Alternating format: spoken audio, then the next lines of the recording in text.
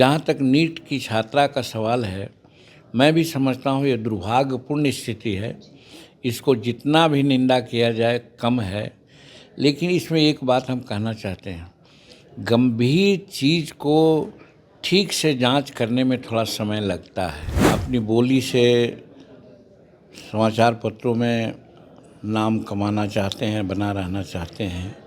उनके पास यदि कोई ठोस प्रमाण है कि कोई मंत्री, कोई व्यक्ति इसमें इन्वॉल्व है, तो सामने आना चाहिए, बात करना चाहिए। यहाँ का विपक्ष जो है, बिहार का विपक्ष है, ये जातिगत और धार्मिक उन्माद को फैला करके आगे बढ़ने की बात करता है। वो विकास की बात नहीं करता है, गुणवत्ता के आधार पर क्रिटिसिज्म नहीं करता है, वो जातिगत आधार पर और धार्मिक आधार पर वो करता है क्रिटिसिज्म। इसके चलते वो लोग डिरेल्ड हो रहे हैं। आज पटना में केंद्रीय मंत्री जीतन राम मांझी की ओर से लिट्टी विद मांझी भोज का आयोजन किया गया है। लिट्टी चोखा भोज में तमाम माननीय शामिल होने के लिए आए हैं। हर साल की तरह इस साल भी कर रहे हैं। सर, इस साल भी लिट्टी चोखा का भोज दे रहे हैं आप?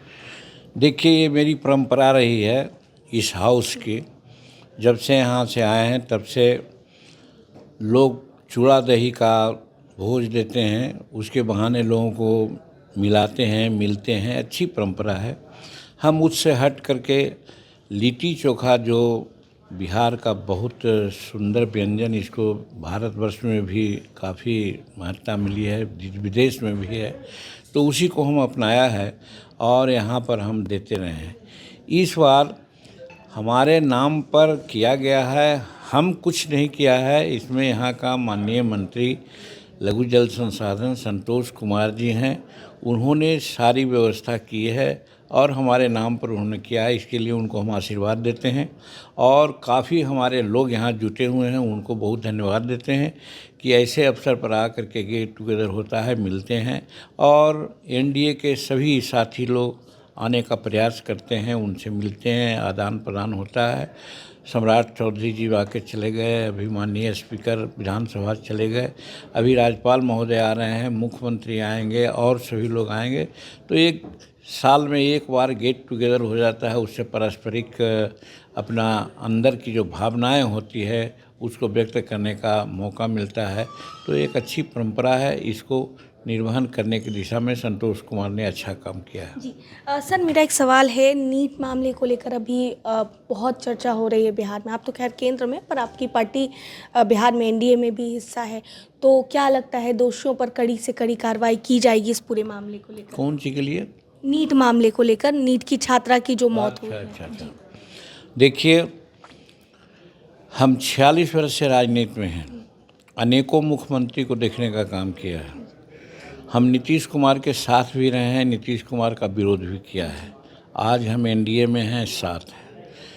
एक चीज़ हम नीतीश कुमार ने देखा है कि अन्य मुख्यमंत्रियों के भांति हमारे नीतीश कुमार पर किसी प्रकार की कोई लांछना आज तक नहीं आई है और उनका एक कहना होता है कि जहाँ तक क्राइम का सवाल है, न किसी को वो फंसाते हैं और न किसी को बचाते हैं। इस प्रकार वो शासन चला रहे हैं। आज 20 वर्ष से ज़्यादा ही उनका हो गया।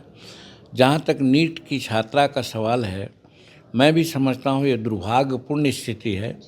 इसको जितना भी निंदा किया जाए कम है, लेकिन इसमें एक बात हम कहना चाहते हैं, गंभीर चीज़ को ठीक से जांच करने में थोड़ा समय लगता है।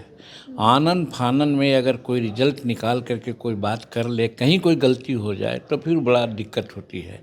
इसलिए एसआईटी का गठन किया गया है। संभवतः हम समझते हैं कि सीबीआई ने भी इसको टेकअप किया है और अनेक प्रकार से जांच स्थलों पर जा कर के छापा मारा जा रहा है, देखा जा रहा है। एक कंक्रीट और ठोस रिजल्ट पर लोग आवेंगे और जो रिजल्ट आएगा उसके अनुसार जो दोषी होगा, किसी भी प्रकार से नीतीश कुमार के राज में बचेगा नहीं, उस पर आवश्यक कार्रवाई होगी। हाँ, थोड़ा समय लग रहा है, तो इससे विचलित होने की ज़रूरत नहीं है, क्योंकि मामला बहुत गंभीर है। एकाएक कोई निर्णय ले लेना उचित नहीं है, इसलिए समझ बूझ करके निर्णय लिया जा रहा है, वो उचित है। पूर्णिया के सांसद पप्पू यादव है, इस पूरे मामले को लेकर वो बढ़ चढ़कर बोल रहे हैं और उन्होंने ये भी कहा कि कई सारे ऐसे बिहार सरकार के मंत्री भी हैं जो इस पूरे कांड में इन्वॉल्व हैं। इस बयान को कैसे देखते हैं? देखिए, वो निर्दलीय विधायक हैं, अपनी बोली से समाचार पत्रों में नाम कमाना चाहते हैं, बना रहना चाहते हैं। उनके पास यदि कोई ठोस प्रमाण है कि कोई मंत्री, कोई व्यक्ति इसमें इन्वॉल्व है तो सामने आना चाहिए, बात करना चाहिए।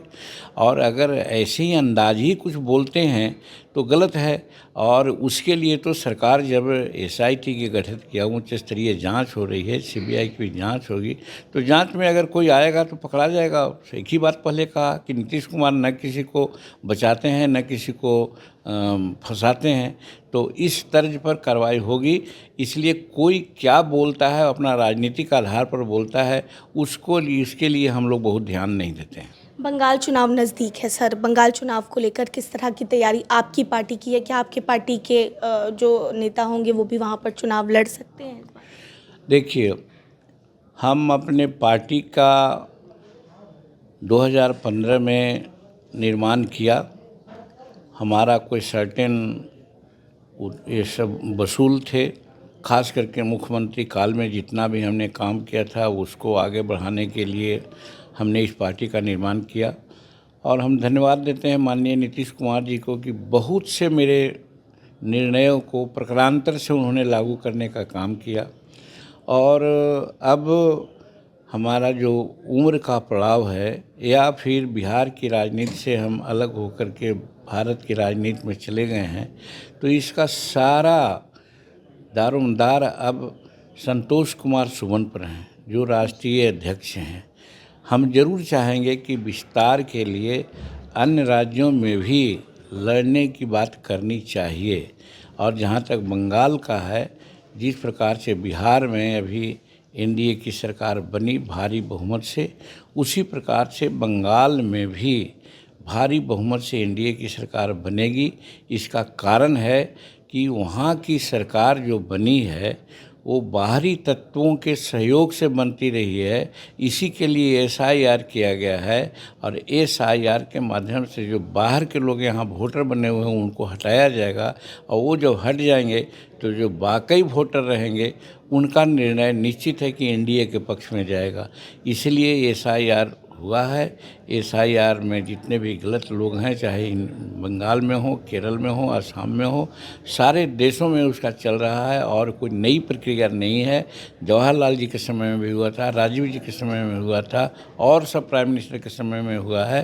तो शुद्धिकरण है मतदाता सूची का, उसका शुद्धिकरण करके अगर होगा तो मैं समझता हूँ कि बंगाल की जो सरकार बनी है वो बाहरी तत्वों के सहयोग से बनती रही है। और बाहरी तत्व जैसे ही छट जाएंगे, हम समझते हैं कि वहाँ जो गरीबी है, आज जितना जलालत है हम लोग ने देखा है, हमारे नज़दीक में भी बात आती है, तो वो सब से निपटने के लिए वहाँ के लोग तत्पर हैं कि ममता जी की सरकार को हम लोग हटावें और एनडीए की सरकार लावें, जिसमें नरेंद्र मोदी जी हिंदुस्तान को आज चौथा आर्थिक व्यवस्था में ले आने का काम किया है और 2047 में विकसित भारत की कल्पना की है। तो खास करके फिर पूर्वोदय कल्पना उन्होंने की है, नॉर्थ ईस्ट के स्टेटों की कल्पना की है विकास का।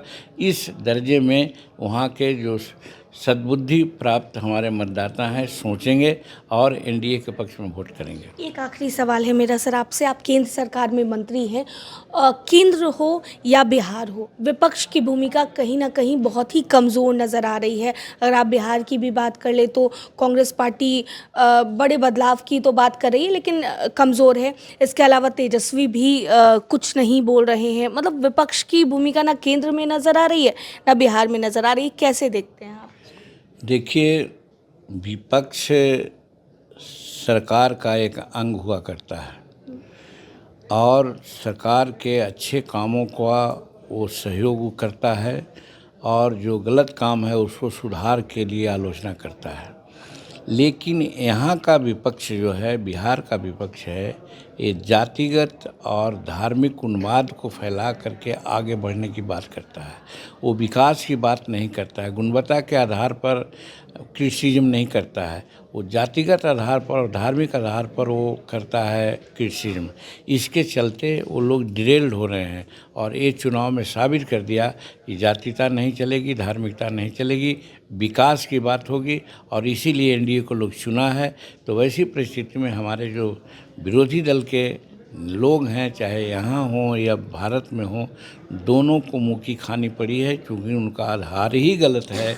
वो लोग विपक्ष की भूमिका में नहीं हैं, वो किसी पद के लोभ में या अन्य तरह के लाभ लोभ के चक्कर में फंसे हैं। इसलिए भारत की जनता और बिहार की जनता उन लोगों को नकार दिया है। बहुत बहुत शुक्रिया सर बातचीत के लिए।